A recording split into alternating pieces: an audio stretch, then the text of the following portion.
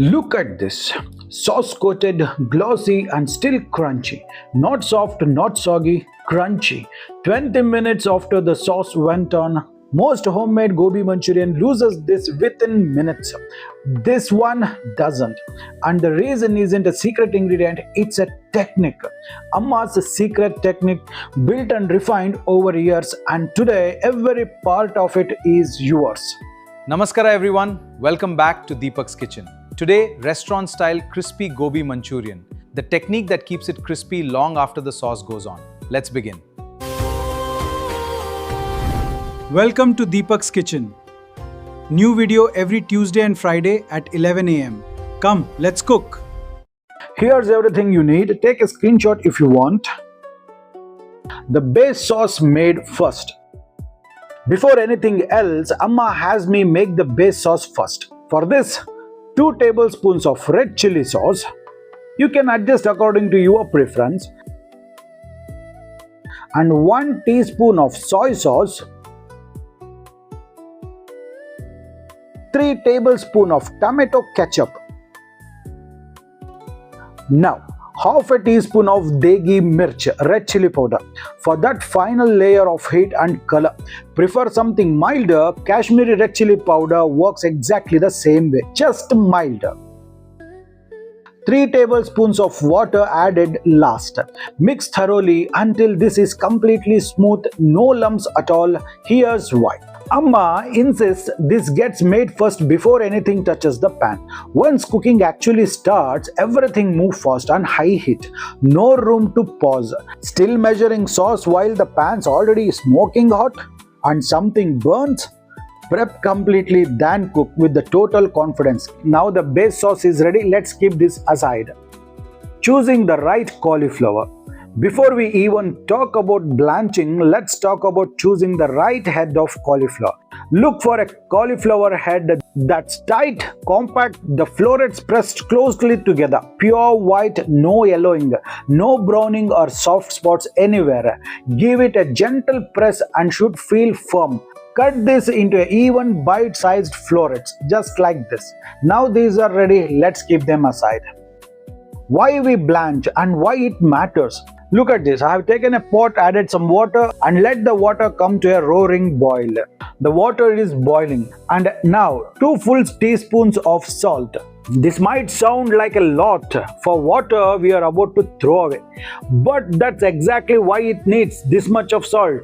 Cauliflower grows closely to the ground in tight, dense florets, which means it can carry pesticides residue, surface dust, and small insects hidden in the crevices between florets that a simple rinse alone won't remove. Salted boiling water handles all of this properly.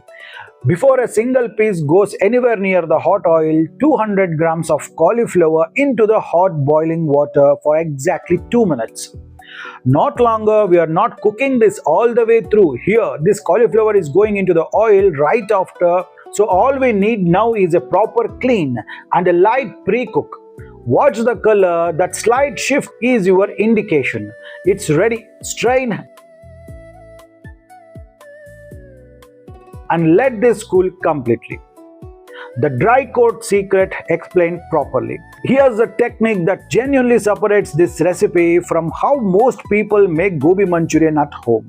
Now, 2 tablespoons of all-purpose flour, that maida, 2 tablespoons of corn flour, 60-40. Corn flour leading slightly for that extra crispiness, and add a pinch of salt, a 1/4 teaspoon of freshly ground peppercorns, and now the cooled blanched cauliflower straight into the dry flour mixture. No water yet. Here's exactly what almost every home cook does differently and why it matters. Most recipes mix water into the flour first, making a wet batter, then dip the cauliflower into it. Do it that way and you get a coating that's thick in some spots, thin in others, with a noticeable amount of batter never even touching the cauliflower.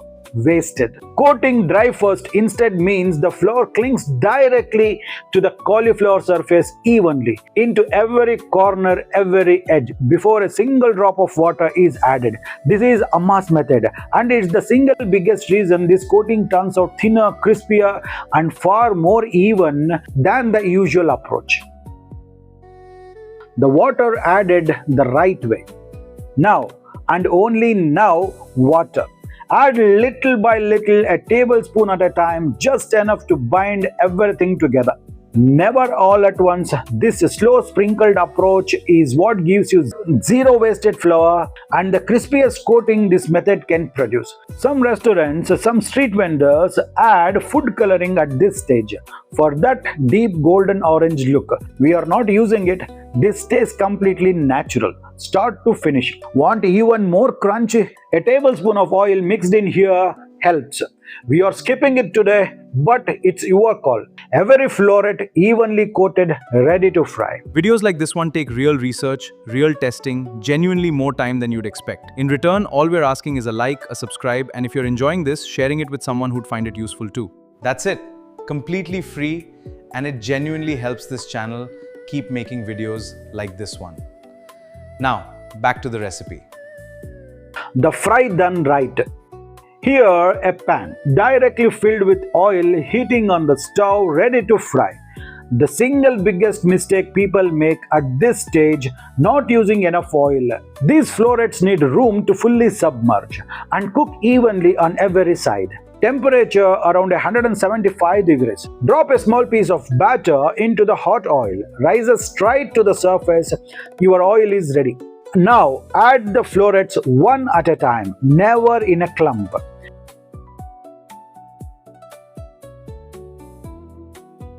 Let them sit undisturbed for a full minute. This is what let them hold their shape. Move them too early and that coating can break apart. Once the bubbling slows and the color starts to shift, that's your indication to turn them.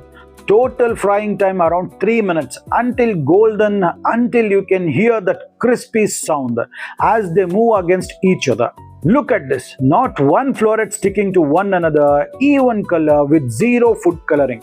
This single technique is the difference. A single fry is genuinely enough here. Want even more crunchy? Cool these completely and then flash fry again. But this level is more than enough for most people.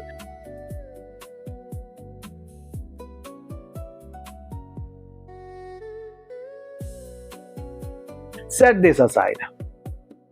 The wok and why flame matters. A carbon steel wok. This is what most restaurants actually cook this in.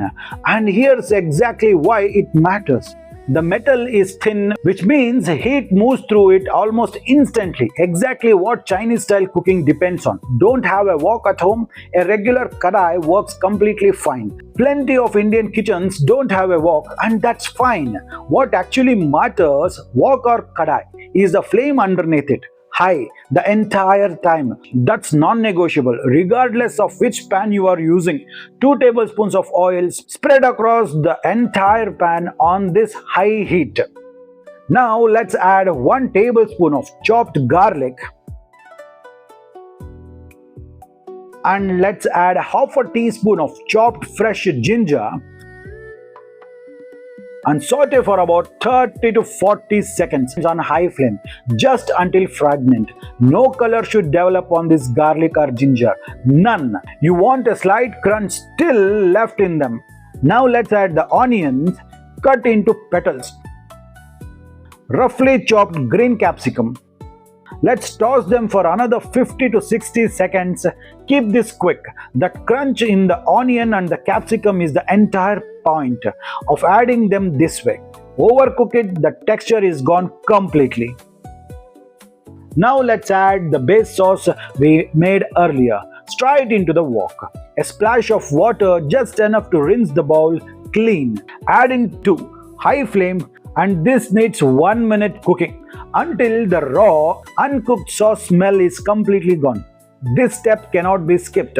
An undercooked sauce tastes sharp, unbalanced no matter what you do after.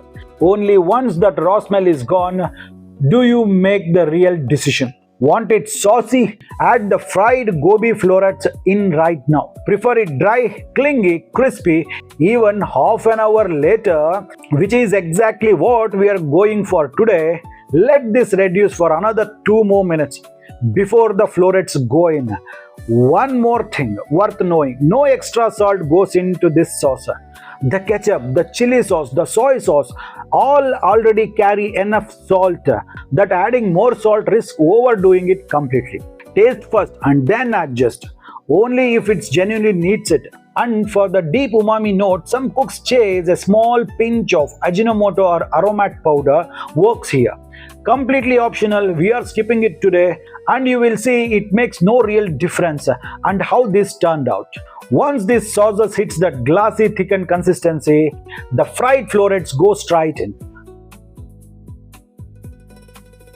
Chopped coriander leaves a teaspoon and a teaspoon of chopped spring onions.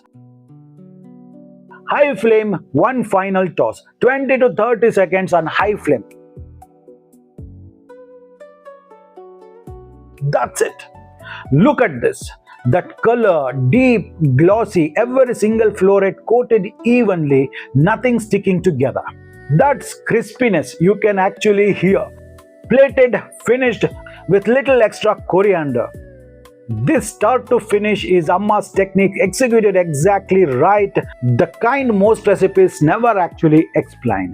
Amma's rules to remember. Before you go, here's everything that makes this work. 1. Prep your base sauce before you start cooking. 2. Choose tight, compact, spotless cauliflower. 3. Salt your blanching water properly. It's doing real work before it's discarded. 4. Coat dry first and water only after little by little. 5. Enough oil, correct temperature. Fry florets one batch at a time, never clumped. 6. Wok or karai always on high flame, non-negotiable. 7. Garlic and ginger should never brown. 8. Cook the sauce 1 to 2 minutes until the raw taste is gone before deciding saucy or dry. 9. No extra salt in this sauce. The condiments already carries it. Follow these and this come out exactly right every single time, even if you are a beginner. Try this at home and tell Amma in the comments how you were turned out. If you want paneer Manchurian as the next video, comment paneer Manchurian below. And if enough of you ask for it, that becomes our next recipe. I hope you enjoyed this video. If you did, don't forget to subscribe to Deepak's Kitchen and hit the bell icon. Until we meet again in the next video, Deepak Kshatriya signing off. Jai Hind, Jai Karnataka. Namaskara.